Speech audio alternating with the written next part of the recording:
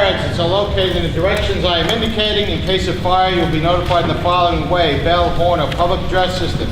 If you are alerted to fire, please move in a calm, orderly manner to the nearest smoke-free exit or as directed by the establishment over the public address system. Would you all please rise for our salute to the flag? I pledge allegiance to the flag of the United States of America and to the republic for which it stands, one nation, under God, indivisible, with liberty and justice for all. Thank you. This meeting has been publicized in accordance with Section 5, Chapter 231, Public Law 1975, Open Public Meeting Law by notification to each board member, the Hazlet Library, Independent, Asbury Park Press, News Tribune, Courier, Star Ledger, Township Clerk, and posted on the bulletin board in the lobby of Township Hall.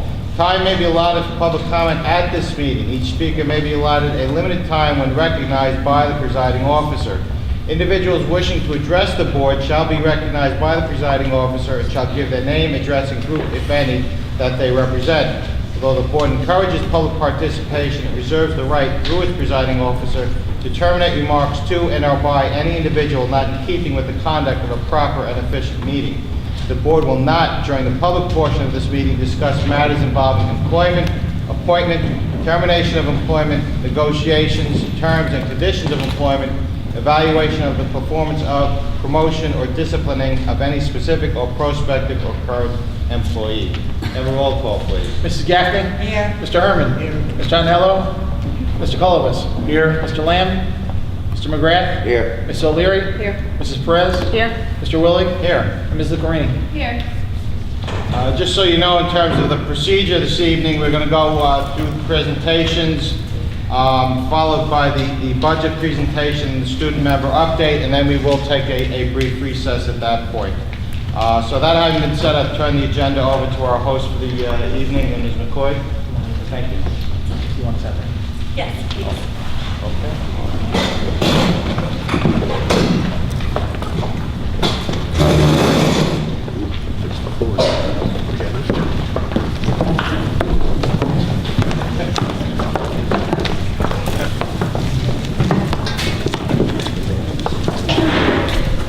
Good evening. Dr. Reagan, Dr. Roman, Mr. Willig, members of the Board of Education, thank you so much for visiting us this evening at Hazlet Middle School. We're proud to celebrate the hard work of our students with you tonight. In the back of the room, you will see our mini art show. Under the direction of Mrs. Toll and Mr. White, the art students have prepared works all year long for display in the spring art show, which will be held on May 14th, along with our spring chorus and band concert. Please feel free to take some time during tonight's break to view the art display, and we hope you'll be inspired to join us for the full show on May 14th. Tonight we're going to speak to you just for a few moments about flipped classrooms. Technology integration is a key aspect of instruction at Hazlet Middle School. You are aware that this year all 7th grade students are taking pre-algebra, and one learning technique we found to support this heterogeneous grouping in pre-algebra is the flipped classroom approach. What is a flipped classroom? In a flipped classroom, students receive their direct instruction, or something similar to a lecture, via a video tutorial often viewed at home. And then in-class time is spent collaboratively. In class, the time can be spent on discussion, problem solving, individual coaching, small group instruction, breaking up into learning groups, and even working independently. There are many benefits to flipped classroom. I'm sure if you've heard some of the buzzwords of flipped classroom being thrown around in the educational world, you've heard some advantages and disadvantages. We have found true advantages here at HMS.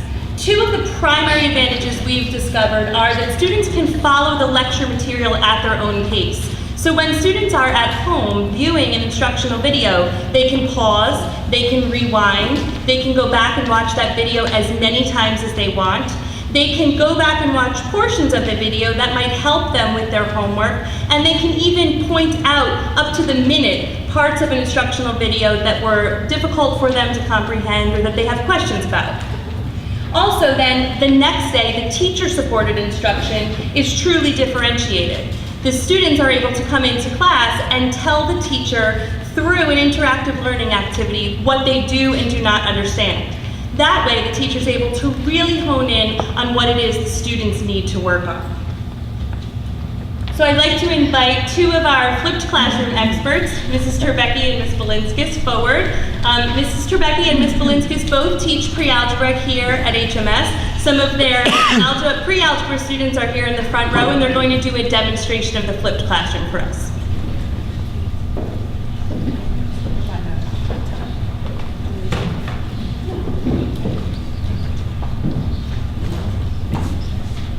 As Mrs. McCoy mentioned, to use flipped instruction, we create video tutorials on certain lessons that students can do at home, and then they are able to then use these, watch them, and take notes on the worksheets that we provide.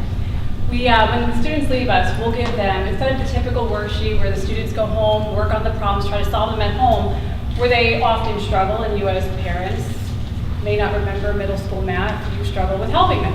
And we are not there through a phone to reach out to us to say we need help with our homework. The flipped instruction is the instruction is in class.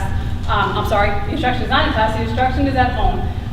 But we provide a worksheet for them that coincides with our video tutorial. As they're watching the tutorial, they fill in the notes. They're taking their notes at home. And we'll even throw in a couple of practice problems for them to try on their own while they're at home. And then when they come back to us the next day, we're able to try to reinforce some of that material that they had learned at home. So this is an example of a video that they might watch. This is the video for lesson 6.5, similarity and measurement. Now in the last lesson, we learned how to look at similar figures and find corresponding angles and sides. We also learned that the ratios of the sides in similar figures is equal. And when we have ratios that equal each other, we can set up proportions. That's what we're going to do in this lesson. So in example 1, we're given that the two quadrilaterals are similar. ABCD is similar to EFGH. And we're going to find the missing side, which in this case is EH. Now sometimes the question will tell you exactly what side to find. Sometimes just in the picture, you'll have to look for the variable that's next to one of the sides.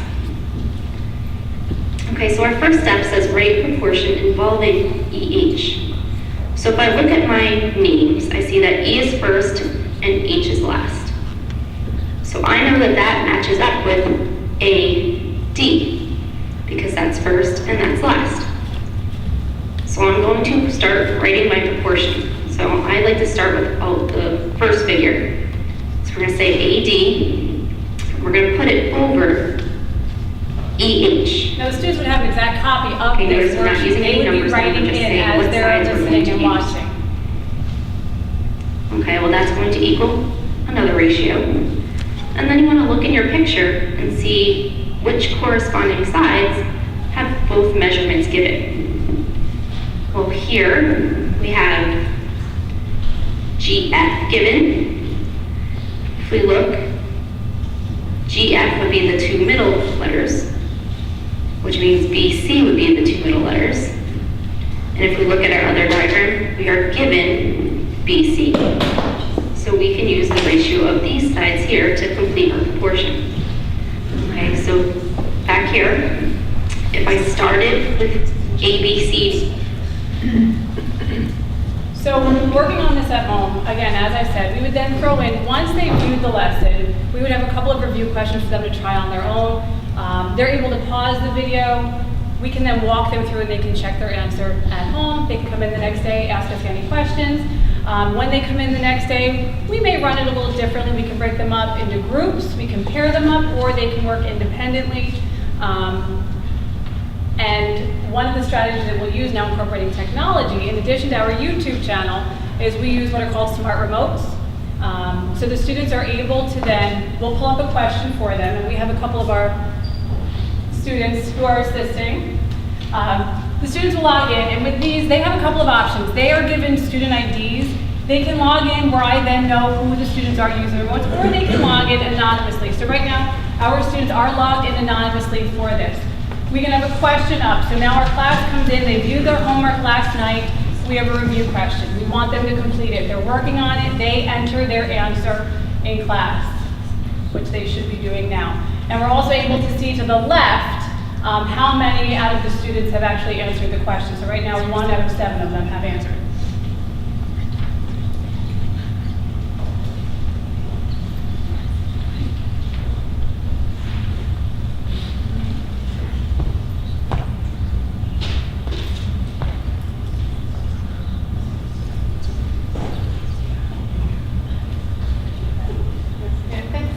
Once they finish, we can stop the question and instantly see how many people got the correct answer. And they all got the correct answer, so we would be able to then move on to the next question. All right, so now we're able to, at that moment, instantly get feedback from the class. If they had done homework last night, there's no way as teachers that we're able to go around to every single one of their worksheets, every single one of their problems, and at that moment check to see how they did. With this, we can throw up a couple of random questions, and we're able to see it and get an understanding of how they're doing at that moment, real time in class. So now we have another question.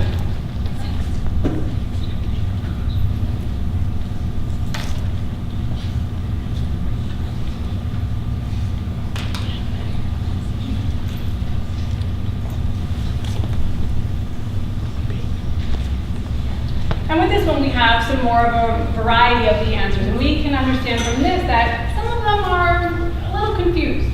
So if it was the first question, I would know that they have a great foundation of it. I wouldn't need to use class time to review that question because I already know that they're based on, they have a great understanding of it. With this question, we may take a couple minutes just to review to clear up any misunderstandings that they may have. And that's how we use flipped instruction.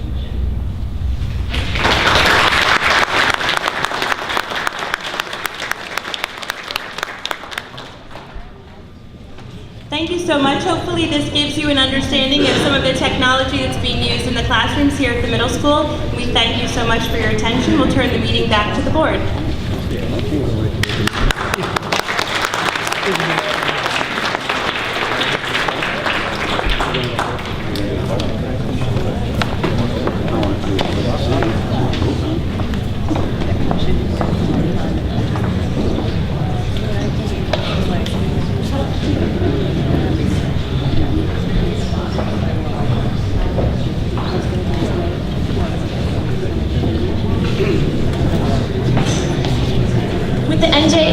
Starting today at Hazlet Middle School, this is the perfect opportunity to announce the following students have received a perfect score of 300 on last year's administration of the New Jersey Assessment of Skills and Knowledge. Ali Beithel,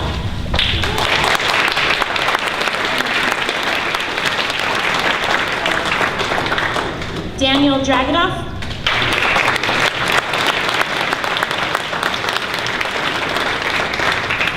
Ryan Usibi,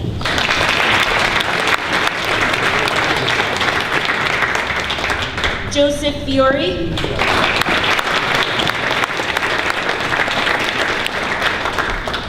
John Joyce,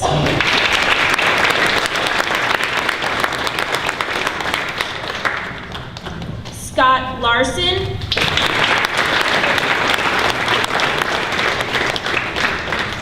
Mark Lavia,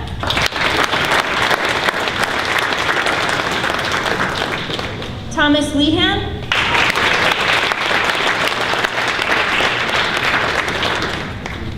Jake Morales, Timmy Pham,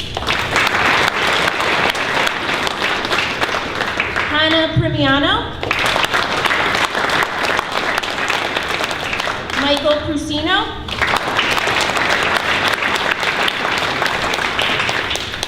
Jenna Rasp, Tyler Smeda,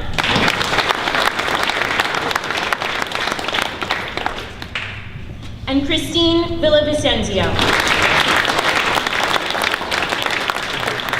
Congratulations to all the perfect score recipients.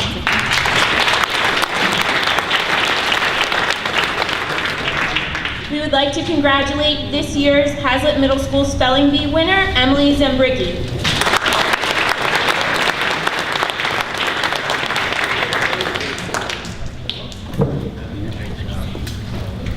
And this year's Hazlet Middle School Geography Bee winner, Daniel Dragonoff.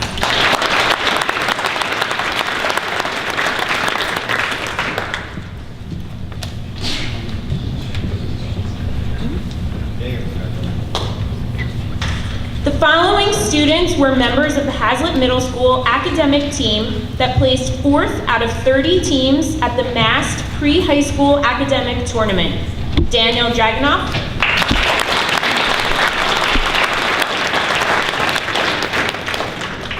Ryan Usibi,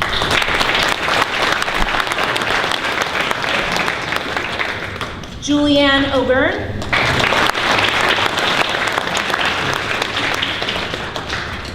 Danielle Picarello,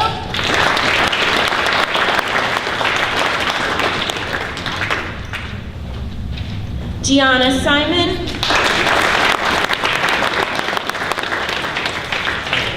and Carlos de Cruz.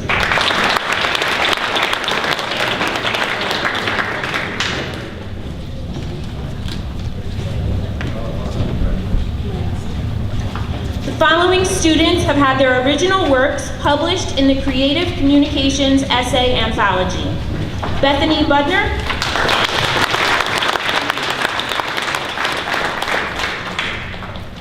Rebecca Eklund,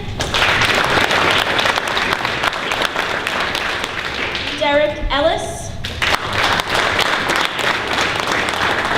Bethany Evans,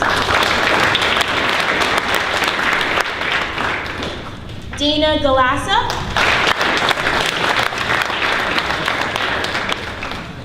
Nicholas Kansky,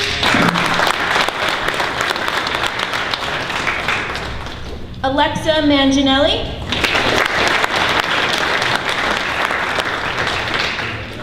Nicole Maduro, Taylor Monaghan,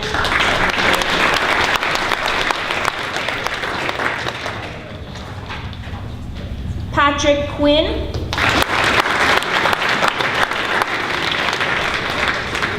Isaac Richardson,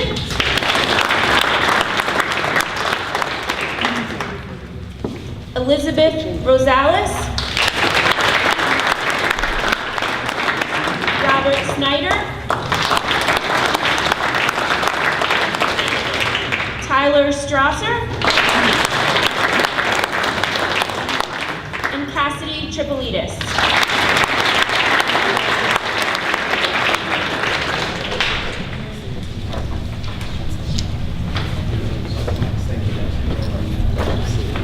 Best staff attendance for the month of March 2014 goes to Beer Street School.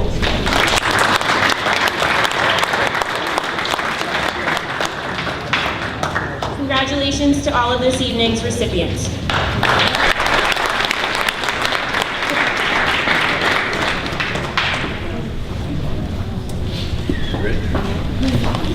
We'll go into our student member update at this time. Hi everyone. I hope everyone enjoyed their refreshing spring break. Few reminders for all parents and students. Third marking period report cards can be seen on the parent portal. First off, Raritan High School's annual talent show will be Wednesday, April 30th at 7 p.m.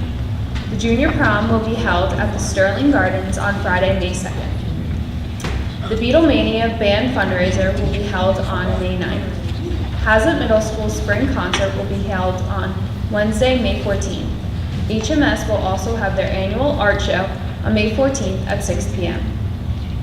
Beer Street Elementary students will begin NJS testing May 5th and finish on May 8th. Get into spring spirit by purchasing beautiful flowers at the PTO plant sale on May 8th and 9th. Cove Road Elementary PTO's council meeting will be held on May 1st at 9:30 a.m. Students will begin NJS testing May 5th and finish on May 9th. The PTO plant sale will be held on May 8th and 9th. Lillian Drive Elementary will have NJ Pass makeups for all second grade students through May 5th to May 7th. Middle Road Elementary will have their NJ Pass testing for all second grade students starting April 28th through April 30th. The 4th grade spring concert will be at Raritan High School on May 4th at 7 p.m. Middle Road will also will celebrate National Teacher Appreciation Week starting May 4th.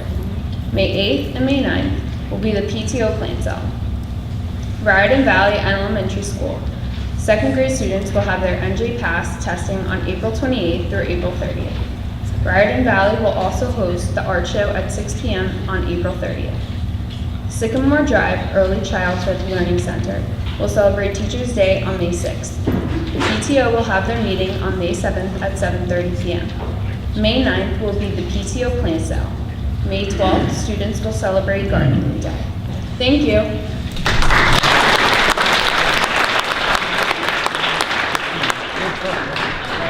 There's comprehensive and well-planned out as usual. Now we have a short budget presentation, and following that, we will have a vote and then go to a break. Thank you, Mr. Willie, and we will try to keep it brief. As this is our budget hearing, it's important for us to share with the community and with all of our stakeholders information that went into the creation of this budget. So we'll try to be concise and hit on the highlights and give you a synopsis and the overview of the budget that will be presented for the 2014-2015 school year. Okay, where do we begin? I thought that was a cute picture and reminded me of myself when I was that age. But nonetheless, where do we begin with the budget and where do we start? Can you guys hear me if I walk over here? Please tell me no if you can. I'd rather just walk and talk. Is that okay? Can you hear me in the back? Yeah. Okay, perfect, thank you. Where do we start? When we begin our budget, we start with one thing in mind, and it's our students. And we begin with our mission statement, which we created a number of years ago, and we really hold it near and dear to our hearts, and we believe what we say. Our mission is to educate all of our students to achieve their maximum potential. That's where we start planning with the budget. You know, we don't make cars, we don't make air conditioners, we don't sell stuff at Walmart. What we do is we provide an education for the students and the families and the children in this community. And we take it really seriously that we provide a quality product so that our students can be successful, not just locally or in the state or nationally, but globally, because that's the competition that our students face in the world in which we live. So we start the budgeting process, making sure that we, as a Board of Education and the Central Office Administration, are able to provide adequate resources for our students to meet that mission and be successful. That's where we begin the process. What does it look like? We start at the building level with our building level administration, solicits feedback from their community, from their staff members, and gets what do they need? What do they need to achieve our mission? What do we need to improve our programs to continue to move forward? After that, they meet with the Central Office Administrative team, myself, Mr. Mullins, our business administrator, Dr. Roman, our assistant superintendent, and we discuss their ideas and the feasibility, how they relate to our mission, and whether we can actually put those in practice and have the funds in order to do that. We next bring it to our Board of Education Finance Committee. Member of the board, 4 members of the Board of Education comprise our Finance Committee, and we talk about it. We talk about what our initiatives are. Do we have the allocation of the resources to make those initiatives happen? We have discussions back and forth. From there, we bring it to the full Board of Education. We then seek the county approval, and then we come here. This is our public hearing where we share our thoughts and our perceptions of the budget and what we want to implement as we move forward for 2014-2015 school year. Three basic objectives to the budget. We want to make sure it's a multi-year approach, that we're not just every year coming up with a budget to meet this year's needs and then moving on next year, coming up with a budget to meet those needs. It's a multi-year approach. We were fortunate enough a few years ago to have our middle stage evaluation process, and last year developed our 7-year strategic plan.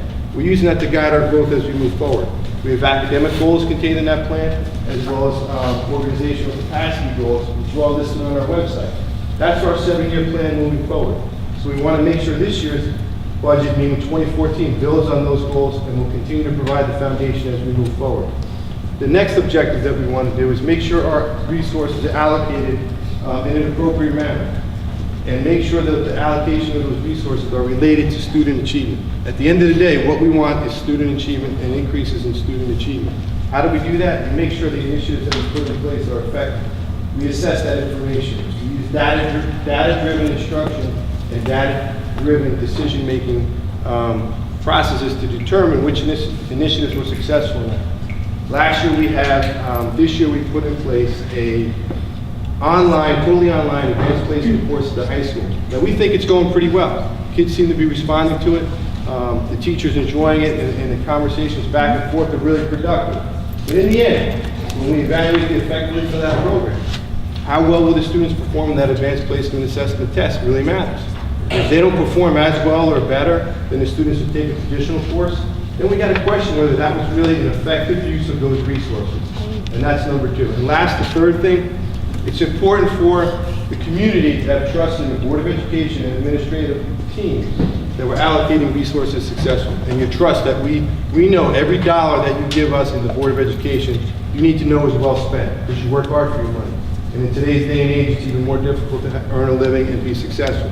We take that responsibility very seriously, and that's our third objective, to make sure you have confidence in us that we're spending and allocating your resources in an appropriate manner to yield the best products for the money that you put forward. It's really hard to see this. This is our 10-year history, though. We wanted to put it up there. And a couple things are really important.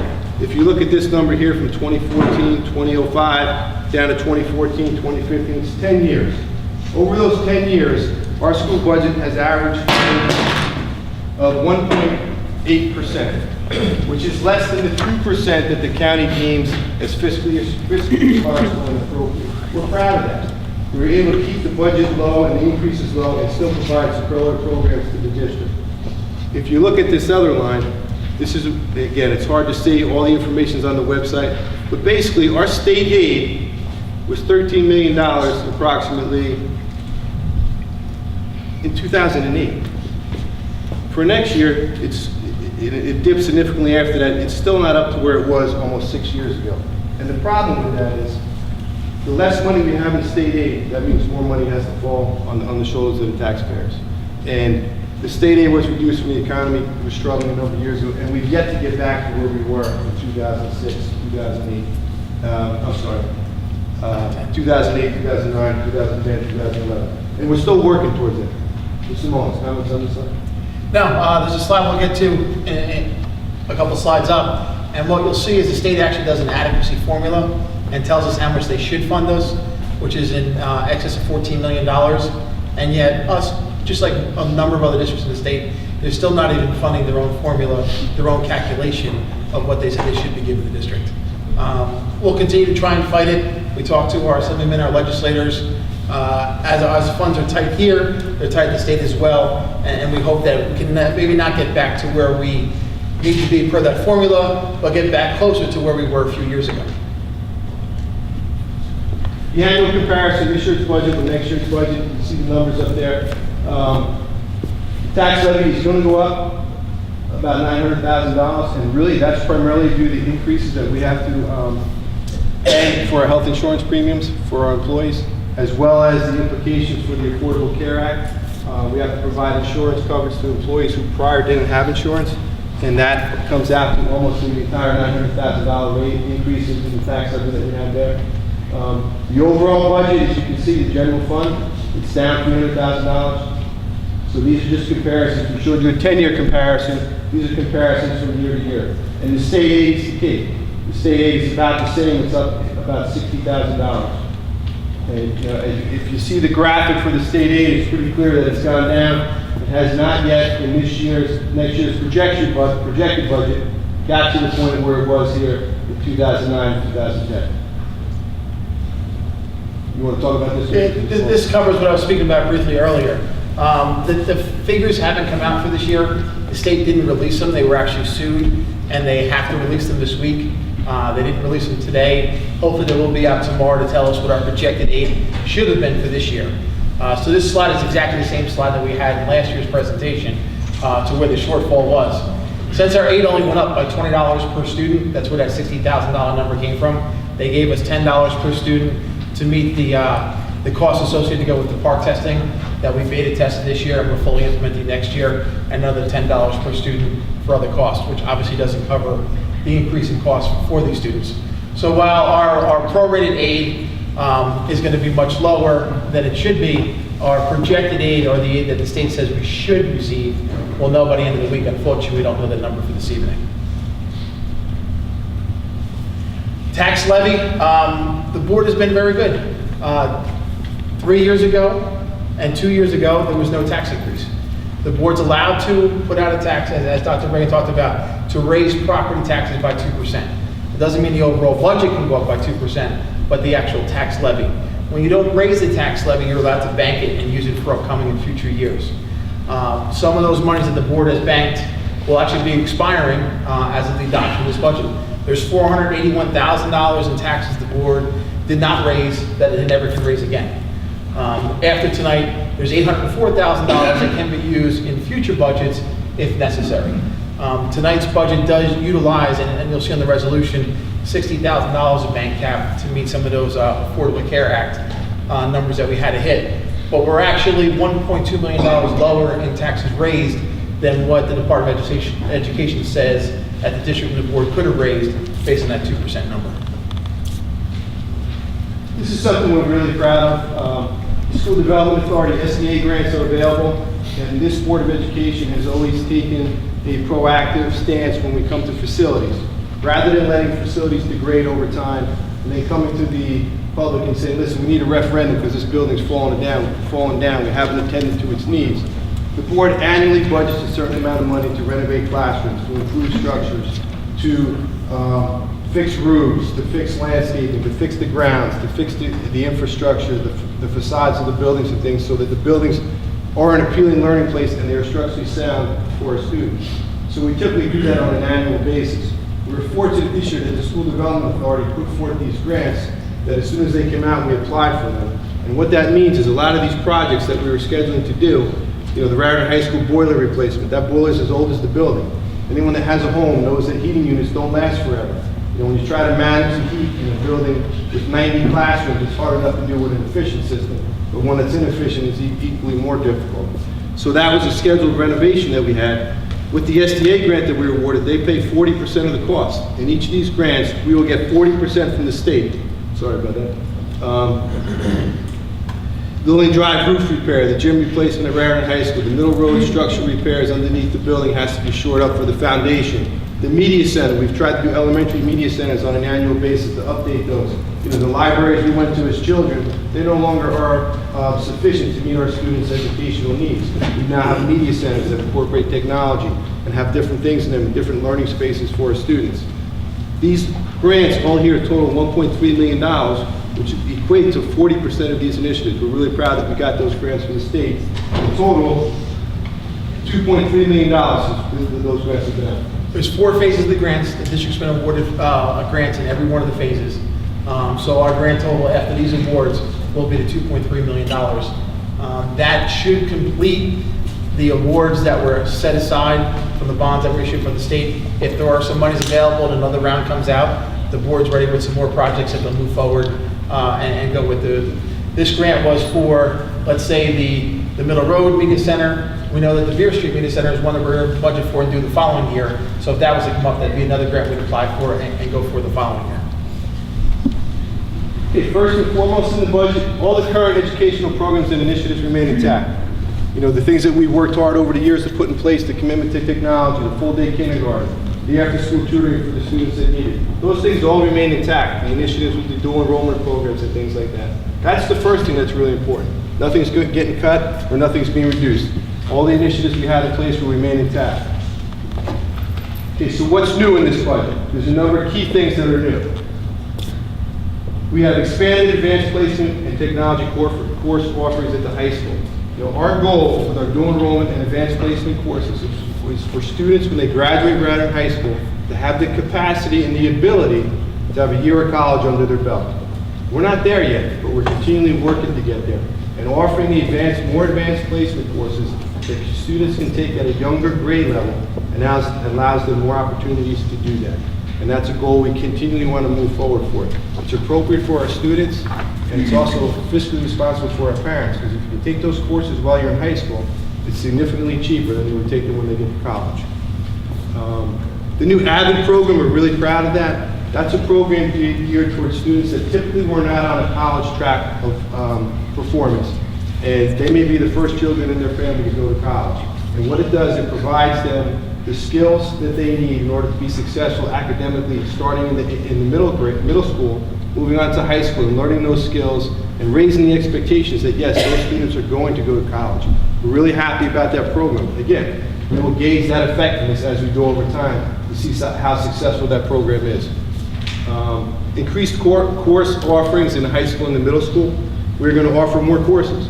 We're proposing a couple different schedules to adjust the schedules. We're still negotiating exactly what those are going to look like, but they will afford our students more opportunities to take a wider variety of courses. We're excited about that.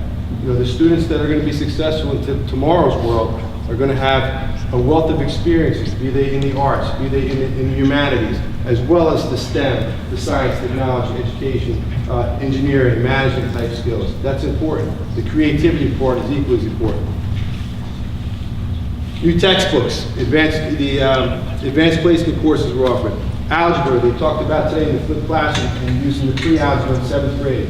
Next year, all 8th graders will take algebra. That's part of our initiative to have a higher expectation bar for our students. And some people had reservations this year that students would struggle with the pre-algebra in 7th grade. The students are performing beautifully. Some students are doing better than others. That's human nature. And we're providing the support for the students that need it, and we're providing enrichment for those that are functioning at a higher level. But our expectation is that all students can succeed at that, and they are. And that will move into the 8th grade as well, that all students will take algebra, so they're enabled to have the higher level math courses when they get to high school. Expanded summer enrichment, you know, the summer enrichment program we started probably 6 years ago, and it gets bigger each year. We have more course offerings, and this year we're continuing to expand on those, offer more advanced placement courses. So the students that are taking advanced placement at the high school in September will get a jump start in the summer and be able to get a head start in their studies. Other districts are doing this too. It gives our students one step forward in moving in that direction. We're also offering an online blended kind of course for 8th grade students going into 9th grade for geometry. And again, these are for students that want to do this. I got high school kids, they don't want to take school in the summer, but sometimes we have to force them. And those that want to do it and want to get to that next level, there's an opportunity for them. We'll assess how many students actually enroll in that course, and we'll see how successful it is.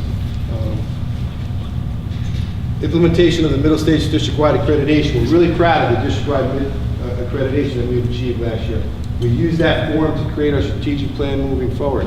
Now that we have the strategic plan, it could be nice and pretty, and we can put it on a box and say, there it is, it looks nice, or on the website, but we're really bringing it to life.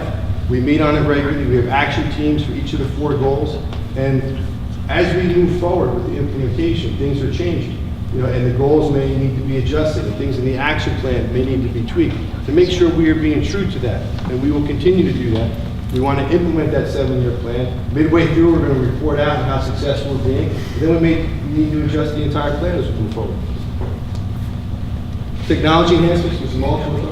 Yes, the district's invested well over $1 million in the last few years in technology, including, as I'm sure the students know, an increased bandwidth, allowing more videos to be shown in class and more devices to be used.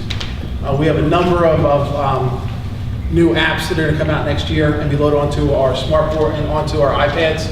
Smartboards are already in all of our pre-K through 6 classrooms, general ed. They're going to be going into more of the resource rooms and some of our support classrooms like the art rooms. Chromebooks, we brought in a number of Chromebooks right before our park testing this year. It worked very, very well. We have budgeted for to bring on more Chromebooks next year, which will be used for testing, but also it's something that can be in the hands of the students on a daily basis. And in some classes, like some of our higher level science classes, the Chromebooks can't handle the programs, so we have some budget for some laptops to be able to bring into some of our physics classes and other classes. About 6 years ago, we instituted a TV studio in the high school that shows the daily announcements every morning. We're going to be upgrading the distribution system for that TV studio. As we go to a different schedule over at the high school, it allows more time during that first period, and really will allow the students to build a bigger and better product, and they'll be able to distribute that out throughout the entire school and also through our website. And then also, something that started here in the middle school, the Elmo document cameras became very popular here in the middle school, and there's a number of the schools that budgeted to have those increased and put those tools in the students' hands on a daily basis. Facility improvements, as Dr. Bregan touched on, and as you can see, there was a stage here before break. We continue to make changes and make improvements. The HVAC system is on the agenda for approval tonight at the high school, where we're getting the 40% funding. the technology infrastructure. Not only are the new Apple computers going to be in that TV studio classroom, but the actual software and the distribution out to the school will be upgraded as well. We spoke about the Media Center at Middle Road. There's a picture there, the one from Raritan Valley from 2 years ago. I think Cove Road will argue that theirs was even nicer than we did this past summer, and I'm sure that Middle Road's going to try and up Cove Roads, that we were able to put things in. That room was able to have 3 instructional areas where there's computers, there's desks for reading, as well as there's places where iPads can come out, and then another area where a TV and different video production can be shown. The window replacements at Raritan Valley, all the windows over at Raritan Valley are going to be replaced. We're putting a bid out for that right now, and again, 40% funding is coming back for those. On an annual basis, interior doors, we're actually going to be redoing the doors here at the middle school very shortly. And rather than having it happen in one big number, each year we try and do some interior doors, some exterior doors. We try and do some bathroom renovations. We did bathroom renovations, and then also just over break and right before break, Middle Road School, we renovated the bathrooms right by the gymnasium there. It's something where we try and hit 1 or 2 each year and not wait until they're all at disrepair. And the same thing with the classroom renovations. There's classrooms that each year we try and bring up. We did 2 of the science classrooms in the school over the summer, and then the 3rd science classroom in the school we'll do next summer. So anyone with a 7th grader will have another updated science room for your students to be in next year. So every year we try and do a little bit so it doesn't fall to be one big number at the end. In the end, we're very grateful for the Board of Education and their continued commitment to do what we feel is in the best interest of the students and provide the resources and tools that we need to help us enable our students to be successful for the world in which they're going to graduate into. Be successful, be it academic, vocational, or the military, whatever the career path they choose when they exit our schools. And this budget is just one of a number that supports that initiative to continue to move forward. And again, we're grateful for the support of the community. I appreciate your attention to this. I would encourage you, when you have time, to go on the website. We have not just this information, but all the information we talked about our initiatives and about the middle stage accreditation. And this particular PowerPoint will be up there along with our user-friendly budget. I encourage you to take a look at it. And any questions or concerns you have, if you don't ask them tonight, feel free to direct them to my office or Mr. Mullins' office. And again, we appreciate all your support. Anyone have any questions, concerns? No, we have to, the board will come back up, we're going to vote on the budget, and we'll have to actually break right after that.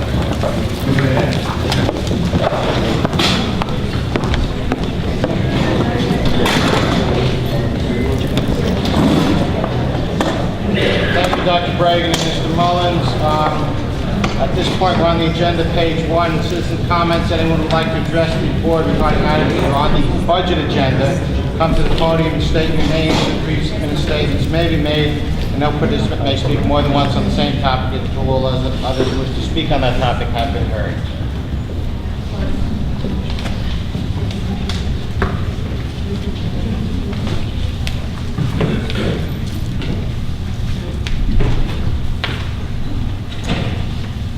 Tomasello, 21 Portland Drive. On page 6.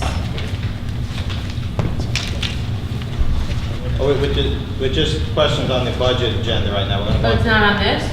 It's on the regular agenda. We'll have a section on for questions for that momentarily. This is just for the budget. Where's the budget agenda? Page 2 and page 3. Oh, okay. And then we Then no. All right. Thank you. Okay. All right, seeing none, we have a motion on the budget resolution item 3 and 4 on pages 1 through 3. Thank you, Mr. Colivas. Second, Mr. Herman, thank you. Any comments or questions?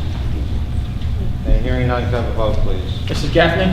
Yes. Mr. Herman? Yes. Mr. McGrath? Yes. Ms. O'Leary? Yes. Mrs. Perez? Yes. Mr. Colivas? Yes. And Mr. Willie? Yes. Okay, now we're just going to take a short adjournment and then resume with the regular business portion after a couple minutes. Thank you.